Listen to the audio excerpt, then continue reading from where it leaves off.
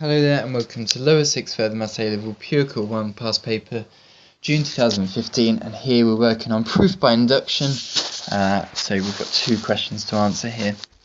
The first one is a matrice type one, so we're going to be multiplying a couple of matrices together here, but we start always at the first part for proof by induction questions, which is to prove our theorem true for n equals 1. So prove true for n equals 1. So left hand side of the theorem is going to be 1, 0, minus 1, 5 to the power of 1, which is just going to be 1, 0, minus 1, 5. And for the right hand side of the theorem, we're going to get 1 and 0 on the top, and then it's going to be minus a quarter, 5 to the 1, minus 1, and then 5 to the 1. Okay, so let's simplify this. So it's still going to be a 1 and a 0 on the top. 5 to the 1 is 5, take away 1 is 4, a quarter of 4 is 1, so it's minus 1, and 5 to the 1 is 5. Great, left hand side equals right hand side. Next part of this question is to do part 2, and that's a nice easy one, and all we do here is assume the theorem is true for n equals k. So we're just changing the letter here. So I'll suggest that we write that out so we can then use it later.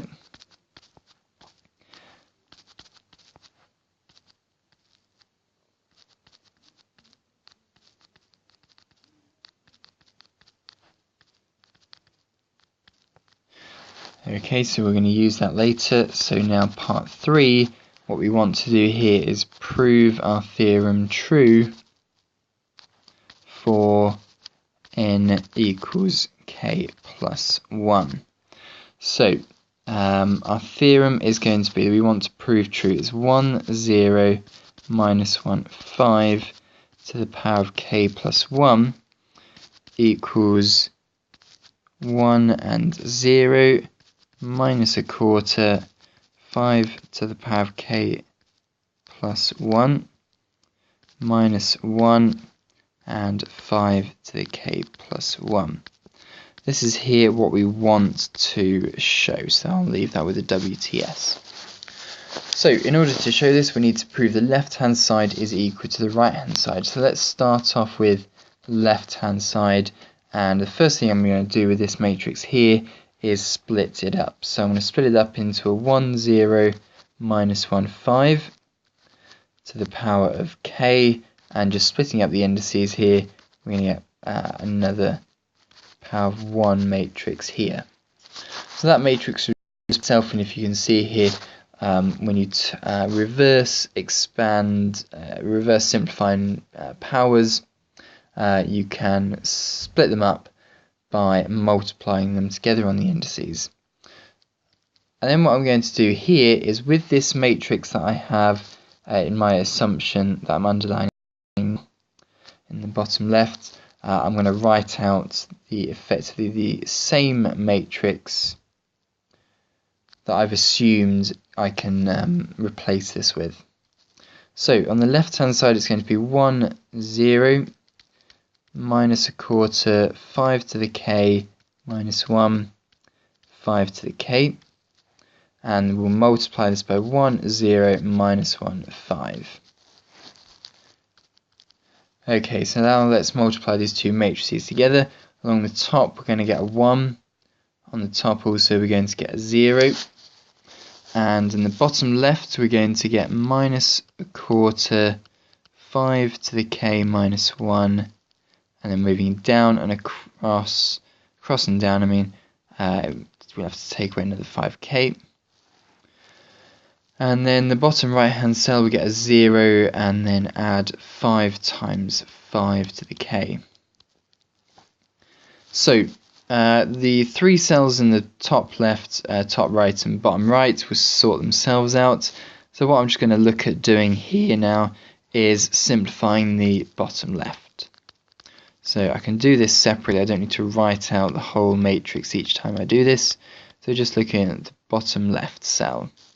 So minus a quarter, and I'm going to expand the brackets here. 5 to the k plus a quarter minus 5 to the k.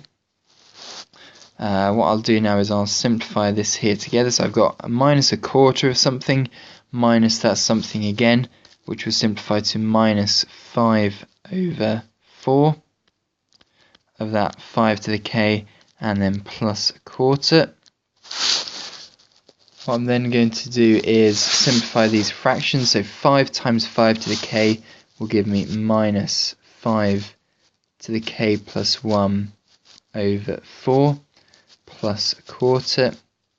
And then getting back to what I want to show, I need to then factorize out a minus quarter, which will give me 5 to the k plus 1 minus a quarter. Minus 1, sorry, because I've already pulled out that quarter, haven't I? And that's exactly what I want to show in the bottom left-hand cell of that matrix. So bringing back in the full matrix, it's going to be 1, 0, minus a quarter times 5 to the k plus 1, minus 1.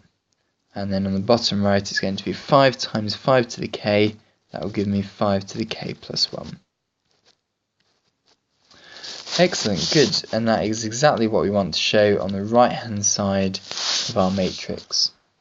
So what I then need to do is write a conclusion for part 4, and the conclusion needs to say something like, as we have proven true for n equals 1, and assuming true for n equals k, we have proven true for n equals k plus 1, hence by mathematical induction our theorem, and rewrite out the theorem, is true for all values n existing in the positive integers, and use this notation at the top here, n exists in the z plus.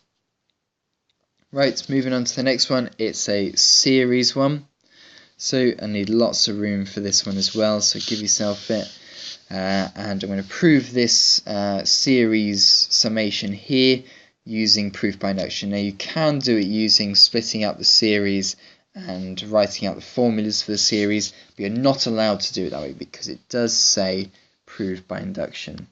So even if you want to, you can't do it, and you won't be awarded any marks for it. So as always, part I is going to be prove true for n equals 1. So on the left hand side, it's going to be the summation from 1 up to 1 of 2r minus 1 squared, which will give me, when we expand it, 2 times 1 minus 1, and that's all going to be squared, which is 1 squared, which is 1. And on the right hand side,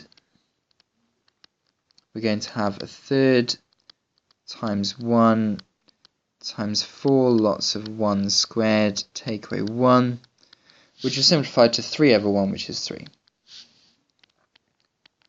Part II, so we need to now assume our theorem to be true for n equals k. And here what a good idea to do is to write out our theorem again using k. Then we can use that later on. So it'll be 1 over 3k 4k squared minus 1. Right, okay, so now we're moving on to the more difficult bit, which is our prove true for n equals k plus 1. So what we're going to do now is prove exactly the same theorem as we did before, but wherever there's a k, there is a k plus 1. So what we want to show is that the summation up to k plus 1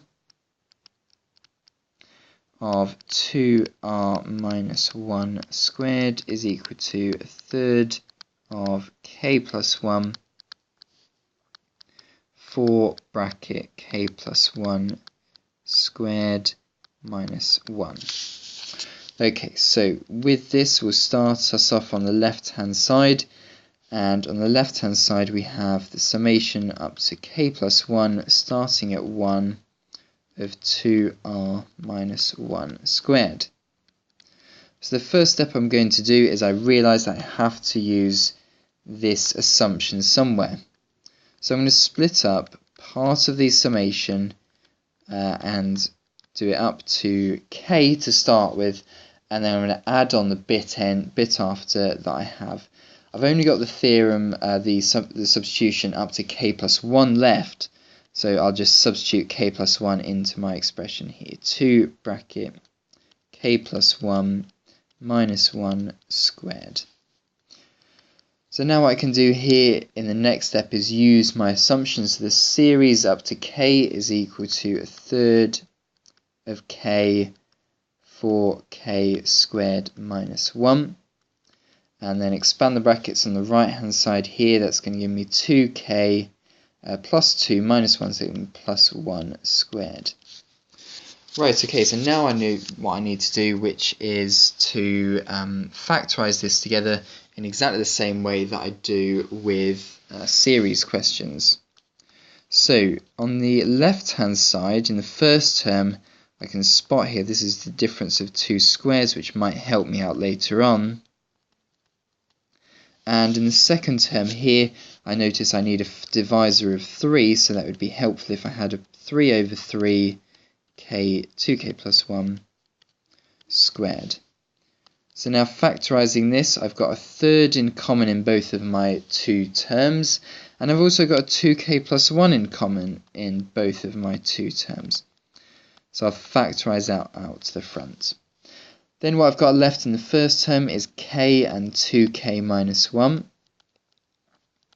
And in the second term, what I have left over is a 3 and another of those 2k plus 1s, seeing as I have two of them from the squared. Then what I'll do is I'll simplify the centre square bracket. So I'm going to get 2k squared minus k plus 6k plus 3. So simplify that, and you get 2k squared plus 5k plus 3. So let's see if I can factorise that into two brackets. I think I can. It's going to be 2k plus 3 and k plus 1. So is that what we want to prove? We've got the third, we've got the k plus 1. We just need to probably expand this and try and show that this bit will equal this bit. So equals a third of k plus 1, and then expand the brackets of 2k squared, so that's 4k squared plus 8k plus 3. So what we have to do now is show the right hand side of the one show bit. So we'll factorise out a 4, put inside the brackets of 2k squared plus 2k plus 1 if I want to make a k plus 1 squared. And then if I've got a 3 and I've got a 4 that I've created here, I need to take away 1 to balance that out. And then I just do the bit of factorising inside the bracket. So it's going to be 4 bracket k plus 1 squared minus 1. And that's exactly what I want to show on my right hand side. And then all you need to write out is your conclusion, which is pretty much the same as before. 12 marks for that question.